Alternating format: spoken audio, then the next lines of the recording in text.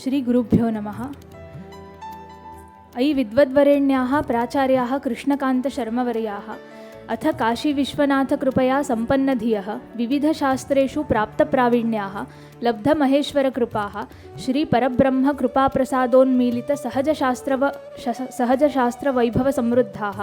असमप्रान्तीयमाजुलीमहाद्वीपे जनिं लब्ध्वा काशीहिन्दुविश्वविद्यालयस्य परमपवित्रे वाग्देवीमन्दिरे व्याकरणदर्शनसङ्गीतादिविविधविद्यासमुपासनाल्लब्धयशस्काः ग्रिफिथरामायणस्वर्णपदकप्रभृत्यनेकस्वर्णपदकसुमण्डिताः कपिलाचार्यप्रणीतसाङ्ख्यदर्शनपतञ्जलिमुनिप्रवर्तितयोगदर्शनयोः परमगूढतत्त्वप्रवीणाः उपनिषद्रहस्यभूतब्रह्मसूत्रचतुस्सूत्रीविषयक ब्रह्मसूत्रचतुस्सूत्रीरहस्यम् इति बुधजनख्यातिलब्धग्रन्थस्य प्रणायकाः कायिकमानसिकप्राणसाधनाविवेचक प्राणायामविमर्शाख्य सुप्रसिद्धग्रन्थलेखकाः वैयाकरणनिकायमूर्धन्यभर्तृहरिप्रणीतवाक्यपदीयवृषभदेव टीकाकृत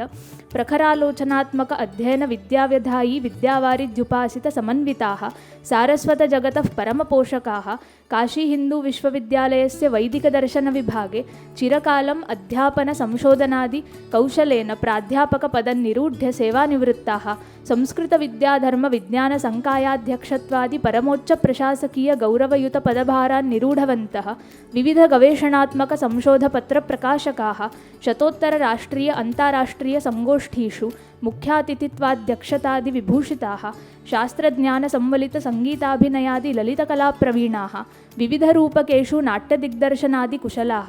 भारतविख्यातराष्ट्रपतिपुरस्कारप्रभृति नानापुरस्कारसमलङ्कृताः विद्याविनयप्रज्ञाकलाप्रशासनादि सकलसद्गुणोपेताः प्राचार्याः कृष्णकान्तशर्ममहाभागाः कविकुलगुरुकालिदाससंस्कृतविश्वविद्यालयेन अस्मिन् मङ्गलमये वर्षे ज्येष्ठविद्वत्संवर्गे महाकविकालिदाससंस्कृतव्रती राष्ट्रीयपुरस्काराख्यपुरस्कारप्रदानेन सप्रश्रयं सादरं सानन्दनं च सभाज्यन्ते।